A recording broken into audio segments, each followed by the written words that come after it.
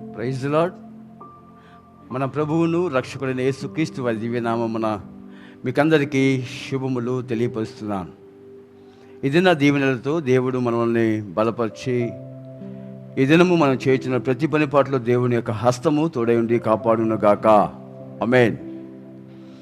దేవుని వాక్యాన్ని మనము జ్ఞాపకం చేసుకుందాం. మలాకీ గ్రంథము 3వ అధ్యాయము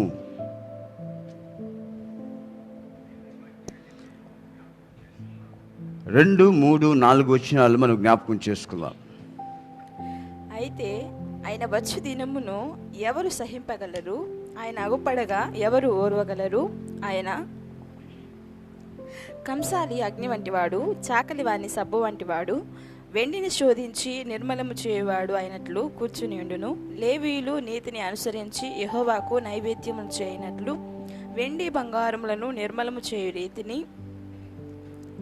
ఆయన వారిని నిర్మూలము చేయును. అప్పుడు మునుపటి దినముల్లో ఉండినట్లు పూర్వపు సంవత్సరంలో ఉండినట్లును యూదావారును యెరూషలేము నివాసులను చేయు నైవేద్యములు యెహోవాకు ఇంపుగా ఉండును. ఆమేన్. ప్రార్థన. ఉలికలుగా ప్రేమించినటువంటి మా పరలోకపు తండ్రి, నాయన ఈ వాక్యంలో ఉన్నటువంటి నాయన జీవాన్ని ప్రభ మేము వెతికి ప్రభ మర్మమైనటువంటి ప్రభ నీ యొక్క ప్రేమను ప్రభ మేము గ్రహించులాగున కృప చూపించి బలపరచమని, వినగల చెవులను గ్రహించగల మనసులను బిడ్డలకు దయచేయండి. నాయన నన్ను ప్రభ నీ ఆత్మచేత ప్రభ నింపి నా నోట నీ మాట ఉంచి బిడ్డలకు నాయన అయా జీవాన్ని దయచేయమని యేసు నామమున ప్రార్థన చేసి అడుగు వేడుకుంటున్నాను తండ్రి. ఆమేన్. ఈ మలాకీ గ్రంథము సరిచేయు గ్రంథము లేకుంటే సంస్కరణ గ్రంథము అనొచ్చు. దేవుడు తన ప్రేమను ఎలా వెల్లడిపరుస్తున్నాడో, ఎందుకంటే చెర నుంచి కొనిపోబడిన తర్వాత వాళ్ళు తిరిగి వచ్చిన తర్వాత చెర నివాసులుగా ఉండి వారు తిరిగి వచ్చిన తర్వాత వారి జీవితాలను సరిచేసే విధముగా దేవుడు వారికి కొన్ని సూచనలు అందిస్తున్నాడు, హెచ్చరిక చేస్తున్నాడు. అందుకని ఆ మాట అక్కడ రాయడం జరిగింది. నేను కంసాలి అగ్ని వంటి వాడును కానా, సాకలి వాణ్ణి సబ్బు వంటి వాడిని కానా. కంసాలి దగ్గర బంగారం ఇస్తే దాని స్వచ్ఛతను బయట తీసేంత వరకు ఆయన దాంట్లో ఉన్నటువంటి ముష్టును బయటికి తీసేస్తాడు కంసాలి వాడు.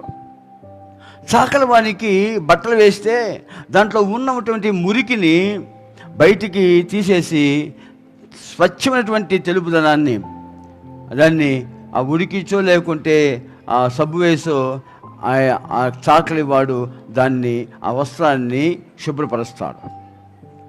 అలాగే దేవుని యొక్క ధర్మశాస్త్రాన్ని మరచి మిడిమిడి జ్ఞానముతో ఉన్నటువంటి ఇశ్రాయేలుల మధ్య, యూదుల మధ్య చెదరి ఉన్నటువంటి తన ప్రజల మధ్య దేవుడు ఒక సంస్కరణను తీసుకురావడానికి ఆశ కలిగి ఉన్నాడు.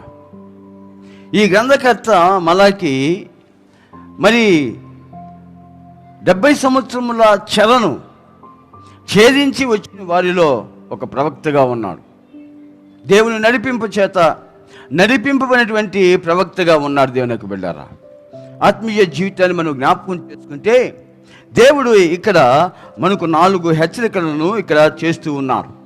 ఏ విషయంలో తప్పిపోయామో, ఏ అర్పణ విషయంలో, ఏ యొక్క హృదయము ఏ విధంగా మనది ఉంది, మనకు ఆలోచన ఏ విధంగా ఉంది అని దేవుడు మాట్లాడడం మొదలు పెడుతున్నారు. దేవునికి వెళ్ళారా, మొట్టమొదటిగా ఎందుకు చెప్తున్నానంటే ఈ మలాకీ గ్రంథానికి కొత్త నిబంధన మత్తయి మరి కొత్త నిబంధన యేసుక్రీస్తు కాలం నాటికి 400 సంవత్సరముల చీకటి కాలం అంటారు. ఇక్కడ ఏ ప్రవక్త మాట్లాడలేదు, ఏ యొక్క దేవుని ప్రవచనము ఇక్కడ నెరవేరలేదు, ఏ యొక్క ఉద్దేశాన్ని ఇక్కడ తెలియపరచలేదు దేవుడు. అందుకని ఈ కాలాన్ని చీకటి కాలం అన్నారు. దానికి ముందుగా చిట్ట చివరిగా మరి ఈ సంస్కరణ అనేటువంటి ఈ గ్రంథాన్ని మనకి ఇవ్వబడం జరిగింది దేవునికి బిడ్డారా. మొట్టమొదటిగా మనం జ్ఞాపకం చేసుకుంటే అర్పణ విషయములో, దేవునికి అర్పించే విషయములో వాళ్ళ యొక్క మనసు యథార్థంగా లేదు. అందుకని 1వ అధ్యాయం 8వ వచనంలో జ్ఞాపకం చేసుకుందాం. మలకీ గ్రంథము 1వ అధ్యాయం 8వ వచనం. గుడ్డి దాన్ని తీసుకుని బలిగా అర్పించిన ఎడల అది దోషము కాదా?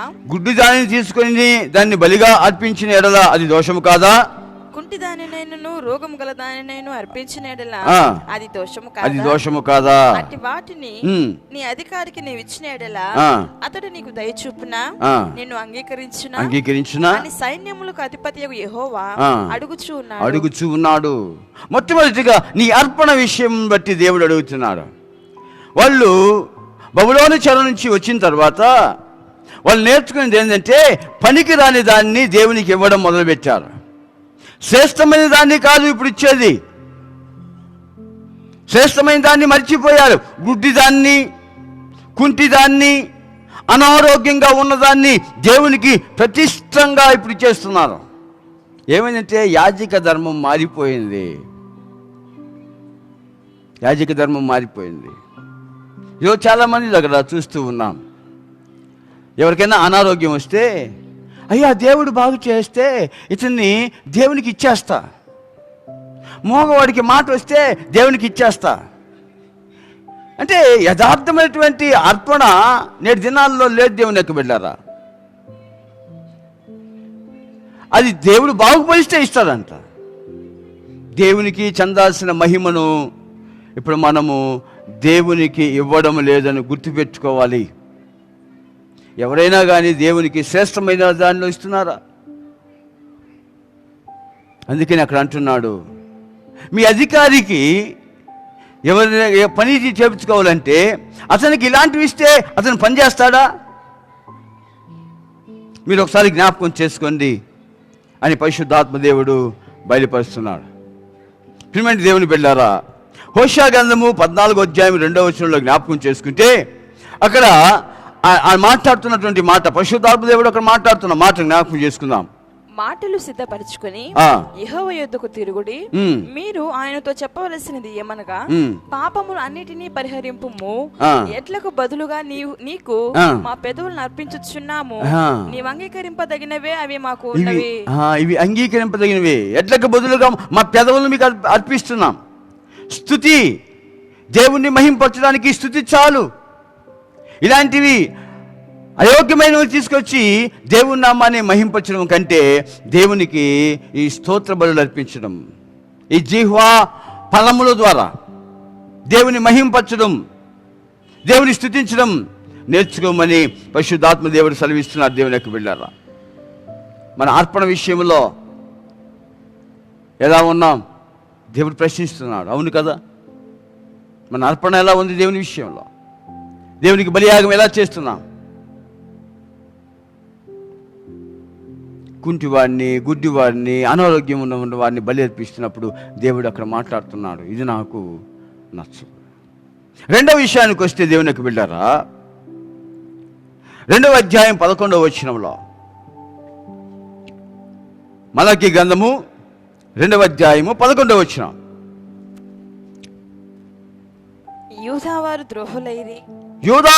ద్రోహులైది ఇశ్రాయేలు మధ్య యెరూషలేములోనే హేయ క్రియలు జరుగుచూ ఉన్నవి. యూదావారు యెహోవాకు ప్రియమైన పరిశుద్ధ స్థలమును అపవిత్రపరిచి అన్య దేవత పిల్లలను పెళ్లి చేసుకుంటున్నారంట.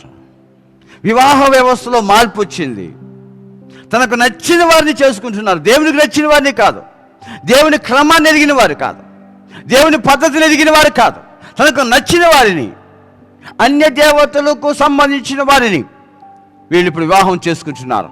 యెరూషలేములో, పరిశుద్ధమైనటువంటి యెరూషలేములో ఇప్పుడు ఏమి మొదలవుతుందంటే అన్యుల సాంప్రదాయం మొదలవుతుంది. మహాజ్ఞానైనటువంటి సల్మాన్ మహారాజు ఎక్కడ భ్రష్టుడయ్యాడు?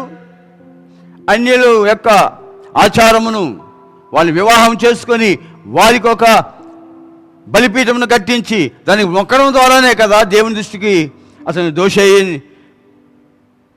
నిలబడ్డాడు.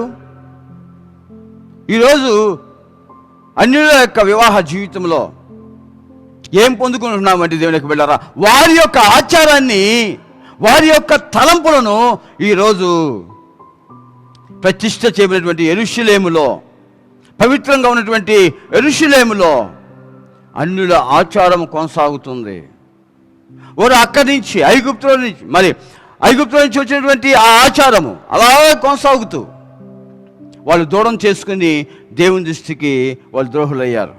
దాన్ని నడిపించడానికి, దాన్ని సరిచేయడానికి 40 సంవత్సరముల కాలం పట్టింది. దాన్ని మర్చిపోయి, ఆ ఆచారాన్ని మర్చిపోయి దేవుని యందు నిలకడగా ఉండడానికి. దేవుడిచ్చి స్వాస్థ్యమును పొందుకున్న తర్వాత వీళ్ళు బబులోను చెరకు అప్పగించబడిన తర్వాత వీళ్ళు కూడా అక్కడి నుంచి ఏం తెచ్చుకున్నారంటే అన్ని జనుల సాంప్రదాయాన్ని తెచ్చుకున్నారు. అన్ని జనుల సాంప్రదాయం. హృదయపూర్వకంగా దేవుని ఆరాధించడం లేదు, హృదయపూర్వకంగా వారి ప్రవర్తన జీవితమును జీవించడం లేదు. దేవుడు అంటున్నాడు, నేను కంసాలి అగ్ని వంటిని కానా, నేను చాకలి వాణి సబ్బు వంటి వాడిని కానా, నేను మారుస్తుంటా. ఎంతగా దేవుడు తన బిడ్డలను మార్పు కోసం ప్రయత్నం చేస్తున్నాడో, ఆ క్రీస్తు ప్రేమ ఎలా ఉంటుందో జ్ఞాపకం చేసుకుంటున్నాం దేవుని యొక్క బిడ్డలారా. ఎందుకంటే ఇక్కడ చెప్పబడినదంతా కొత్త నిబంధనలో నెరవేరుతుంది. ఇక్కడ ఏదైతే ఆయన చేయదలుచుకున్నాడో ఆ మాటలు చెప్పి క్రొత్త నిబంధనలో, క్రీస్తుకు సాదృశ్యంగా ఉన్నటువంటి కొత్త నిబంధనలో దేవుడు మాట్లాడుతున్నాడు. ఇదేనము దేవుడు. మరి 3వ విషయాన్ని జ్ఞాపకం చేసుకుంటే 2వ అధ్యాయము 14-15 వచనాల్లో జ్ఞాపకం చేసుకుందాం. అది ఎందుకని మీరు అడుగుగా, యవ్వన కాలమందు నీవు పెళ్లి చేసుకుని అన్యాయముగా విసర్జించిన, యవ్వన కాలమందు నీవు పెళ్లి చేసుకుని అన్యాయముగా నీవు విసర్జించిన నీ భార్య పక్షముగా యెహోవా సాక్షి ఆయన. యెహోవా సాక్షిగా ఉన్నాడు. నువ్వు నీ భార్య పక్షమున నీవు కాపురము చేయకపోతే, నీ జీవితాంతము కలిసి ఉన్నటువంటి నీ భార్యతో వారికి అన్యాయం చేస్తున్నావు. అక్రమ సంబంధం, విడాకులు, దేవునితో ఉండాల్సిన కుటుంబము విడిపోతుంది. నీకు నచ్చిన రోజు కాపురం చేయడము, నచ్చకపోతే విడాకులు ఇవ్వడమా? ఆ ఒడంబడిక ఏమైంది? నీ కుటుంబ వ్యవస్థలోనే కదా మనం స్థిరపరచబడుతున్నాం. నీ భార్యకు అన్యాయం చేస్తామో యెహోవా వారి పక్షంలో ఉన్నాడంట. ఒడంబడిక, నువ్వు ఎవరితో కమిట్మెంట్ అయ్యావో జీవిత పర్యాంతం కలిసి ఉంటానని వారితో ఉండడానికి సిద్ధపాటు కలిగి ఉండాలని దేవుడు సెలవిస్తున్నాడు. దేవుని యొక్క బిడ్డలారా, 1 నీ బలి విషయంలో యథార్థత లేదు. 2 అన్యుల సాంప్రదాయాన్ని తీసుకుని నీ జీవితంలోకి అనుమతి నువ్వు తీసుకున్నావు. 3వది నీ కుటుంబంలోనే నీ భార్యతో నీవు కాపురం చేయక నీవు వ్యభిచారంలోనికి వెళ్ళిపోతున్నావు. అందుకని యేసు ప్రభు వారు ఒక మాట అంటారు. దేవుని యొక్క వెళ్ళారా, మత్తయి శుభవార్త 6వ అధ్యాయం 27 నుంచి మనం జ్ఞాపకం చేసుకుంటే అక్కడ ఆయన మాట్లాడుతున్నాడు, వ్యభిచారం గురించి మాట్లాడుతున్నాడు ఆయన. ఎందుకని మీరు చదవండి దాన్ని, మీరు బైబిల్ తీసి మీరు ఆ వాక్యాన్ని మీరు తర్వాత చదవండి. దేవుడు ఎంతగా అక్కడ కొండ మీద ప్రసంగంలో ఆయన చెప్తున్నాడో. ఈరోజు దేవుని యొక్క బిడ్డలారా, ఎంతమంది దేవుని రాజ్యానికి దూరం అయిపోతున్నారో ఆ వాక్యం చదివితే అర్థమైపోతుంది. దేవుడు అదే బాధపడుతున్నాడు. దేవుని యొక్క బిడ్డలారా, నీ జీవితంలో దేవునికి ఇవ్వాల్సినటువంటి అర్పణ విషయంలో కానీ, భక్తి విషయంలో కానీ, 3వది నీ కుటుంబ విషయంలో కానీ నువ్వు ఎలా ఉన్నావు అని అడుగుతున్నాడు. 4వది అడుగుతున్నాడు. ఆ 3వ అధ్యాయము 8వ వచనంలో 7-8 వచనాలు జ్ఞాపకం చేసుకున్నాం. దేవుని యొక్క బిడ్డలారా, మలాకీ గ్రంథము నాటి నుండి మీరు నా కట్టడలను గైకొనక ఆ, వాటిని త్రోసివేసితిరి. ఆ, అయితే మీరు నా తట్టు తిరిగిన ఎడల ఆ. నేను మీ తట్టు తిరుగుదును అని ఆ. సైన్యములకు అధిపతియగు యెహోవా సెలవీయగా ఆ. మేము దేని విషయంలో తిరుగుదుమని మీరందరూ. హల్లెలూయా. ఇక్కడ ఒక దేవుడే ప్రశ్న వేస్తున్నాడు, దేవుడే సమాధానం ఇస్తున్నాడు. చాలా అద్భుతం అనిపిస్తుంది. ఇది అర్థం కాక ఒక క్వశ్చన్ వేస్తే ఎందుకు అడుగుతున్నావు అనేటువంటి దేవుని యొక్క ప్రశ్న, ఆయనే ప్రశ్న వేస్తున్నాడు, ఆయనే జవాబిస్తున్నాడు. ఇది గమనించాలి. మనం చాలా విషయాల్లో ఇక్కడ మాటను చదివిన తర్వాత 7లో మీరు నా తట్టు తిరిగిన ఎడల నేను మీ తట్టు తిరుగుదును. ఏ విషయంలో తిరగాలయ్యా అని మనమే అడుగుతాం. నేను ప్రార్థన చేస్తున్నాను కదా, నేను ఉపవాసం ఉంటున్నాను కదా, నేను భక్తిగా ఉంటున్నాను కదా, అన్యుల ఆచారం లేదు కదా, నేను యథార్థంగా ఉన్నాను, నువ్వు పుటం వేసినప్పుడు నేను నాలో నుంచి స్వచ్ఛత వచ్చింది, ఏ విషయంలో ఉన్నాను అని అంటే అని అంటున్నాడు ఆయన, మీరు నా ప్రతిష్ట విషయంలో 10వ భాగము యొక్క ప్రతిష్ట విషయంలో మీరు నా దగ్గర దొంగతనం చేసిన దొంగిలించుతుంది. నా మందిరంలో ఆహారం ఉండినట్లు. ఎందుకు ఆ మాట రాశాడంటే దేవునికి వెళ్ళారా, ఒక పొలము విత్తనం వేసిన తర్వాత అది నూరంతలుగా పండుతుంది. ఆ పొలం యజమాని ఏం చేస్తాడంటే దాంట్లో ఉన్నటువంటి దశం భాగాన్ని, అంటే తిరిగి రేపు సంవత్సరం ఒక పంటకి దాన్ని ఇంట్లో భద్రంగా దాచిపెట్టి తర్వాత మిగతా 90% పంటని ఆహారాన్ని కొద్దిగా తన అవసరాలు కొద్దిగా అమ్ముకొని దాన్ని ఉపయోగించుకుంటాడు. 10% విత్తనానికి ఉంచుకుంటాడు. దాన్ని శుద్ధీకరించిన తర్వాత మరి దాంట్లో ఉన్నటువంటి భాగాన్ని తిరిగి రేపటి సంవత్సరము తన పొలంలో పంట వేసుకోవడానికి విత్తనములుగా చల్లాలి. అందుకని దేవుడు దశం భాగము అంటాడు. నువ్వు విత్తనము ఎత్తి పెట్టుకోకుండానే నాకు పంట కావాలంటే ఎలా వస్తుంది? మొత్తం తినేస్తే. దేవుడు అది నేర్పిస్తున్నాడు మనకు. మీరు పండిన పంటను మొత్తం తినేస్తే ఇక విత్తనానికి తిరిగి పంటకు ఏ విధంగా మీరు విత్తనాన్ని సమకూర్చుకుంటారు? దేవుడు మాట్లాడుతున్నాడు. దేవునికి వెళ్ళారా, మీరు తిరిగి అంటే మనము సంపాదించిన దాన్ని మన బిడ్డలు ఆ పంటను కోసుకోవాలంటే దేవుని సముఖములో మనము సమృద్ధిగా విత్తక తప్పదు. నువ్వు ఎక్కడ విత్తుతున్నావు? దేవుని సన్నిధిలో విత్తాలి. దీని దశం భాగమును వ్యాపారంలో ఇస్తున్నావా? చాలా టైప్ ఆఫ్ వే ఉంది ఇప్పుడు దశం భాగానికి. అయ్యా వచ్చిన డబ్బులంతా నేను వ్యాపారం పెట్టాను, పోయింది. వచ్చిన డబ్బులంతా నేను షేర్లకి పెట్టాను, పోయింది. ఎందుకు? నువ్వు విత్తితే కదా. దేవునికి ఇవ్వాల్సినటువంటి దశమ భాగం నువ్వు దేవుని మందిరంలో నువ్వు విత్తితే అని అంటున్నాడు. విత్తండి. ఈ సంస్కరణ దేవుని యొక్క బిడ్డరా, మీరెందుకు కుంటి వాటిని, గుడ్డి వాటిని, అనారోగ్యంతో ఉన్నటువంటి వాటిని బలిస్తారు? శ్రేష్టమైన వాటిని కదా బలి ఇవ్వాలి. ఇలాగే లోకంలో ఉన్నవారికి, అధికారికి ఇలా బలి ఇలాగా ఇస్తే ఒప్పుకుంటాడా? రెండవది, నువ్వు అన్యుల ఆచారాన్ని ఎందుకు తీసుకొస్తున్నావు? నీ సొంత ఇచ్చల కోసమా? కాదు. దేవునికి ఒక ధర్మశాస్త్రం ఉంది, దానికి లోబడే నీ జీవితాన్ని సమర్పించుకోవాలి. మూడవది, నీకు ఇచ్చిన కుటుంబం, నీ భార్యతోనే నువ్వు సంసారం చేయాలి. ఇతరుల విషయంలో ఎక్కడ కూడా నువ్వు పొరపాటును కూడా కన్ను వేయకూడదు. జాగ్రత్తగా ఉండు, అది వ్యభిచారం కింద వస్తుందని హెచ్చరిక చేస్తున్నాడు.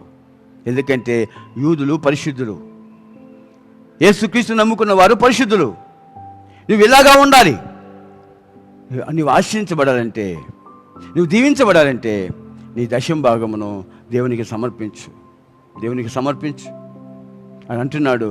నీకు నేర్పిస్తా, నీకు నేను సరి చేస్తా. నేను చాకలి వాణి, సబ్బు వంటిన వాడిని కాదా? కంసాలి వాణి యొక్క అగ్ని వంటిన వాడిని కాదా? నేను పుట్టం వేస్తా, నువ్వు సరిదిద్దబడాలి. దేవుడి హెచ్చరిక చేసినప్పుడు మన జీవితాన్ని సరి చేసుకుందాం. ఇవన్నీ దేవుని యొక్క బిడ్డలారా క్రొత్త నిబంధనలో యేసుక్రీస్తు ద్వారా మనకు నెరవేర్చబడ్డాయి. ఆయన మన జీవితములకు అయ్యా మేము ఏమి ఇవ్వగలం ప్రభువా, జీవా ఫలము తప్ప అంటే వాటిని స్తుతించినప్పుడు దేవుడు మన పాపములు పరిహరించాడు. అయ్యా నా జీవితంలో ఆయన చాలా వరకు ఆయన మనకు రక్షణకర్తగా ఉన్నాడు, నెరవేర్పునకు కారకుడుగా ఉన్నాడు. ఏదైతే ధర్మశాస్త్రము నెరవేర్చలేకపోతున్నామో దాన్ని నెరవేర్చడానికి యేసుక్రీస్తు మనకు వచ్చాడు. ఆయనలో మనం ముందుకు సాగుతూ మన పాపంలో ఒప్పుకుంటున్నాం. ఆయన తిరిగి నన్ను పుటం వేసినందుకు నీకు వందనాలు ప్రభువా, తిరిగి నన్ను మహిమ వస్త్రంగా నన్ను మార్చేందుకు నీకు వందనం ప్రభువా అని ప్రార్థన చేసుకుందాం. దేవునికి ఇంపైనటువంటి సువాసనగా మనం ముందుకు సాగుదాం. ప్రార్థన చేసుకుందాం. మమ్మల్ని మిక్కిలిగా ప్రేమించినటువంటి మా పరలోకపు తండ్రి నీకు వందనాలు నాయన. అవును తండ్రి, మలాకి గ్రంథంలో నుంచి ప్రభా కొన్ని సంస్కరణలు ప్రభా మాకు తెలియపరిచావు.